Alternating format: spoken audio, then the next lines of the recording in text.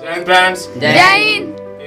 प्रकाश में आपसे स्वागत है। दोस्तों, इस वीडियो को देखने के बाद से आप लोग को शायद ही दिल से अगर चाहते हैं तो हिंदू मुस्लिम या किसी भी धर्मवाद में आप लड़ते हैं झगड़ते हैं तो शायद आप भुला जाएंगे। कभी भी हिंदू मुस्लिम या सिख ईसाई जो भी जैन हो बौद्ध हो आपस में नहीं लड़ना सीखेंगे। इस वीडियो के बाद हम गारंटी लेते हैं कि जैसे वीडियो को अंत की ओर जाएंगे आप लोग के दिमाग में एक अच्छा बात आएगी जिसके कारण से आप धर्मवाद छोड़ सकते हैं इस मोटिवेशनल वीडियो को सुनने के बाद से। दोस्तों, हम अक्सर देखा करते हैं कि जो हमारी माँ होती है, जैसे हम जानते हैं कि मनुष्य का जो हमारी माँ होती है उनकी गर्भकाल होती है 9 महीना 10 दिन 15 दिन। ठीक है, उस 9 महीना 10 दिन 15 दिन में उस 9 महीना 10 दिन 15 दिन में होता क्या है कि जो हमारी गर्भ होता है उसमें मेरी माँ या हम लोग का बच्चा को इतना अच्छा से ख्याल रखती है, उसको पता नहीं होता है कि आने वाला बच्चा लड़का या लड़की, फिर भी इतनी अच्छा से ख्याल रखती है कि मानो कि अपने आप कितनी बचा रखती है। वो अपनी सुंदरता को त्याग देती है उस गर्भ में क्या खाना है क्या नहीं खाना है ताकि बच्चा अच्छा से रहे, किस प्रकार से बैठना है किस प्रकार से सोना है। 9 महीना तक के लिए वो काम करती रहती है। वो आराम से बैठी रहती है, कोई तकलीफ ना हो जाए आपके लिए। वो ऐसा चीज नहीं खा लेती है जिसके बच्चा अंदर का हो परेशान हो। उसको अच्छा चीज खाने का मन करता है, फिर वो रोकती है, वैसा चीज खाती है जिससे मेरे बच्चा परेशान ना हो, मेरी परेशानी मेरी बच्चा परेशान ना हो, आपके चलते वो परेशान होने से बचती है। इसी तरीका से जैसे ही आपके पापा जी हैं आपके भविष्य को टेंशन रखते हुए चिंता रखते हुए वो लगातार कहीं मजदूर बनकर कहीं कुछ बनकर पसीना बहा बहा कर कमा रहे होते हैं। उस तरीका से बात करते हैं जैसे हम लोग गर्भ से बाहर निकलते हैं, अपने माँ से हम लोग जन्म लेते हैं, दुनिया में आते हैं, तभी हमारी माँ वैसा खाना भोजन करती रहती है जिसके कारण से हम लोग का तबीयत खराब ना हो। अगर हम लोग का पेट झड़ी होता है बचपन में तो हम लोग का दवाई ना करा हम लोग माँ का दवाई कराई जाती है, ज्वाइन मगर दादी नानी तुमसे बोली थी वो दी जाती है, या कुछ चीज दी जाती है, सुहागा दी जाती है काज जमने के लिए, जमने के लिए। बेटा को तबीयत खराब होता है माँ को दवा दी जाती है। तो उस कंडीशन में आपके जो हम लोग जन्म लिए होते हैं तब वो हम लोग का जो होता है डॉक्टर वो कहता है कि गोड्स में विश्वास रखते हैं। तो हम गोड्स में तो विश्वास रखेंगे कि चलो भाई गोड्स में विश्वास रखते हैं कि हम लोग का जन्म हुआ है पृथ्वी पर, लेकिन हम लोग किसके माध्यम से आए हैं? हम अपने माँ और पिताजी के माध्यम से आए हैं, अपने मैया और पिताजी के माध्यम से आए हैं। तो क्यों हम जिस भगवान को हम लोग नहीं देखे हैं, कि हम देखे भी नहीं है कि कौन से राम है कौन से अल्लाह है कौन से क्या भगवान जी हैं कृष्ण है कि क्या है, हम लोग उनको नहीं देखे हैं, तो फिर उनके वाद विवाद के चलते क्यों लड़ेंगे? हम उनको वाद विवाद के चलते न लड़ते हुए हम लोग सोचेंगे कि हमारे जो भगवान है वो कौन है? माँ और बाबूजी हैं। अगर माता जी और पिताजी को जहाँ भगवान मान लेते हैं सबसे अच्छा भगवान दुनिया में, तुम्हें इतिहास रचने से कोई नहीं रोक सकती है। धर्मवाद हो चाहे महापुरुषों के बीच में नाम से लड़वाई जाती है, उसमें तुम्हारी एक राजनीतिक माहौल आ जाती है जो कि असामाजिक तत्वों के द्वारा फैला जाती है। सबसे देखिएगा, कबीर ने बोल दिया है कि कबीर जो निर्गुण भक्त के महान कवि संत थे जो रामानंद के शिष्य हैं, उन्होंने ही बोल दिया था गुरु गोविंद दो खड़े। उसमें बताया गया था कि जो गुरु और गोविंद दोनों खड़ा होंगे, सबसे पहले हमें जो सिखाता है उन्हें प्रणाम करना होता है, उनके सामने सर झुकाना होता है।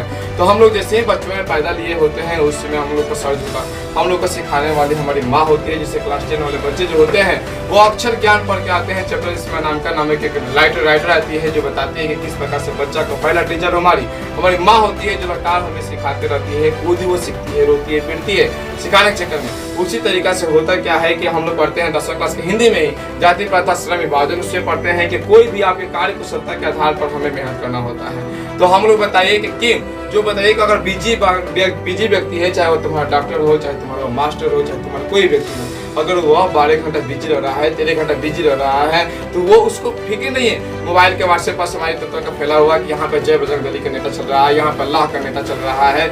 इसके चलते वो असामाजिक तत्व में किसने गलती किया क्या किया उसके चक्कर में किसी बेगुनाह को नहीं पीटी जा रही है। तो हम क्यों जिस भगवान को नहीं जानते, हम मानते हैं कि हम भगवान को मानेंगे, कृष्ण को भी मानेंगे, अल्लाह को भी मानेंगे, राम को भी मानेंगे, मानने के बाद से लेकिन हम ऐसा मानेंगे क्योंकि उनके साथ साथ हमें विश्वास आता है, धैर्य आता है।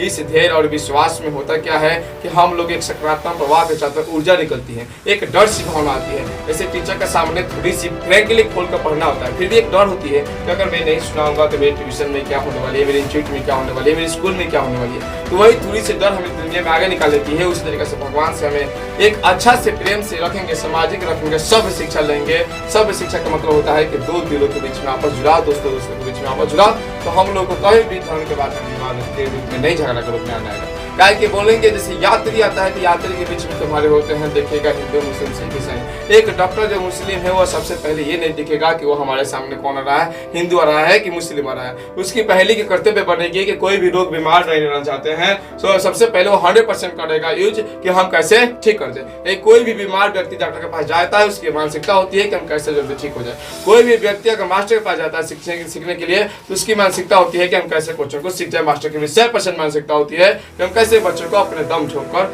सिखा दे। इस बीच में हम असामाजिक तत्व तरफ फैलाया गया है कि धर्मवाद के हिंदू मुस्लिम के बीच में क्यों आएंगे। हम देखेंगे सबसे बड़का भगवान कौन हो जाएंगे, हमारे मैया और हमारे पिताजी। तो हमारे मैया और पिताजी के बीच में ये कौन से जो असामाजिक तत्व हैं आए हैं उस पर कैसे प्रभाव पड़ सकते हैं। आप उन गरीब बच्चों के बीच में पले बड़े हुए हो जिनको बहुत सारे तना सुनने को मिला है कि तेरे से कुछ नहीं होगा, तेरे से कुछ नहीं कर सकता, तेरे से कुछ नहीं बन सकता है। तो ये तुम्हारे कान आधा घंटा 10 मिनट चबा देने से कि तुम्हारे ये भगवान आने वाले हैं, तुम्हारी ये साधु संत आने वाले हैं, तुम्हारी ये मौलवी आने वाले हैं, तब क्यों प्रभाव पड़ेंगे। तो हम आशा करेंगे कि आप लोग ये धर्मवाद के चलते में वाद विवाद न पड़िएगा और अपने माता जी और पिताजी को ही भगवान मानेगा।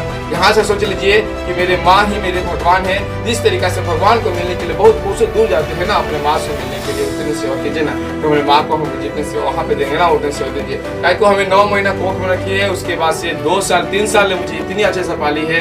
फिर पढ़ाने के लिए हमारे पापा जी माता जी इतनी मेहनत किए हैं, उस मेहनत की याद कीजिए, उस पसीना की याद कीजिए जिसमें बताई जाती है कि जो हमारे जो कोई पिताजी होते हैं, जो बर्तनाई वाला होते हैं, वो पंखा नहीं चलाते हैं। जो मजदूर भाई होता है उस धूप में 40 degree Celsius 45 degree Celsius meter हो रहा होता है, उसकी आप बेटा है। तो कैसे आप धर्मवाद में पढ़ सकते हैं। धर्मवाद में नहीं पढ़ना चाहिए। सबसे पहले चलती है हमारे भैया और पिताजी को भगवान मानेंगे। देखते हैं इस वीडियो को कौन कौन सपोर्ट करते हैं, इस वीडियो के माध्यम से कौन कौन सपोर्ट करना चाहेंगे कि हमारे माता जी और पिताजी हमारे भगवान है, न कि हमारे जिसको हम नहीं देखे हैं उनके चक्कर में हम लोग झगड़ा नहीं करेंगे। किसको सपोर्ट करते हैं जरूर एक बार में कमेंट में